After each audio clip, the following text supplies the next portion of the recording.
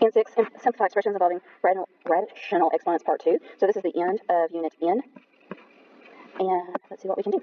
Simplify. Assume all variables are positives. Don't worry about that. That's just them covering themselves on it. Okay, so at the end of N5, what did we do? We left the one that just is one thing alone. That's a 4 and a 3. Then we did the bottom. And since there's common denominator, 4 plus 4 is 8 over 3. Then we take this to the top and subtract, which is negative 4 over 3. And since it's negative, we take it back down to the bottom and make it positive again. Okay? Or, shortcut, see these two things? They are exactly the same. If you have something on top that's exactly the same as something on bottom, you can cancel them out. And the only thing you have left is this, which is on bottom. And if it's on bottom, you need top. So there is your 1 over d to the 4 thirds. Okay? And that's not going to happen very often, but it did happen on that problem. 8 over 3 comes down top.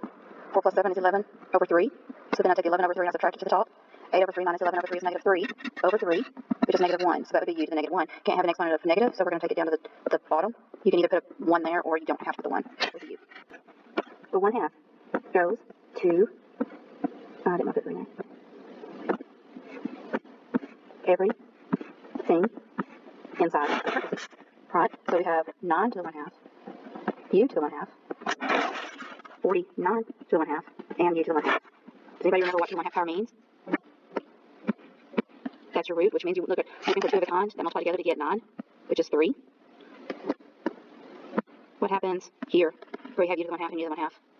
If I bring this up and I subtract it, what happens? What's 1 over 2 minus 1 over 2? It's 0, or they cancel out, because u is on top already, and u is on bottom already, so they cancel out. And then we have 49 to the 1/2. What do you have 2 of that multiply together to get 49, which is 7? And does 3 over 7 reduce? Nope. That's the answer. So again, on this r's, you have an r on the top and r on the bottom. They can automatically cancel out. So you have 36 to the 3 over 2. We're going to do the 2 first. 2 of a kind that multiply together to get 36, which is 6. And then it's 6 to the 3rd power. 6 times 6 times 6 is 216, and that would be your answer.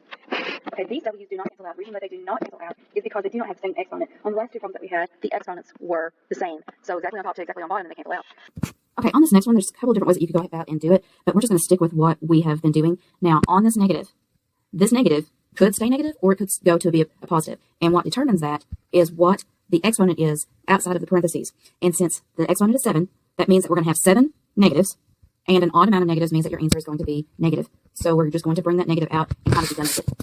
Then we do w to the 6 times 7 over w to the 1/3 times 7.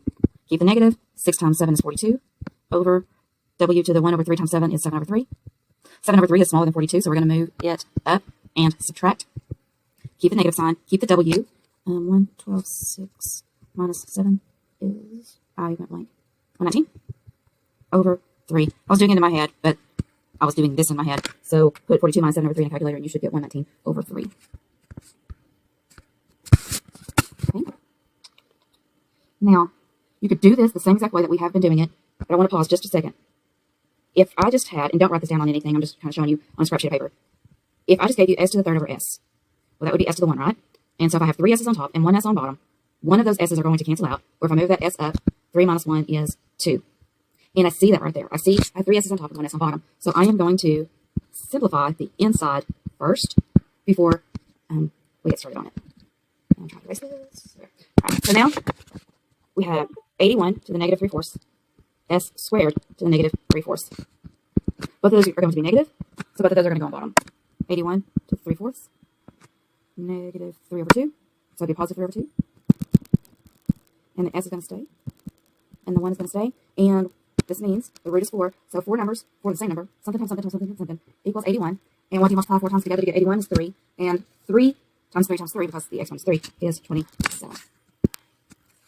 Not negative 27 equals 27. S to the 3 over 2.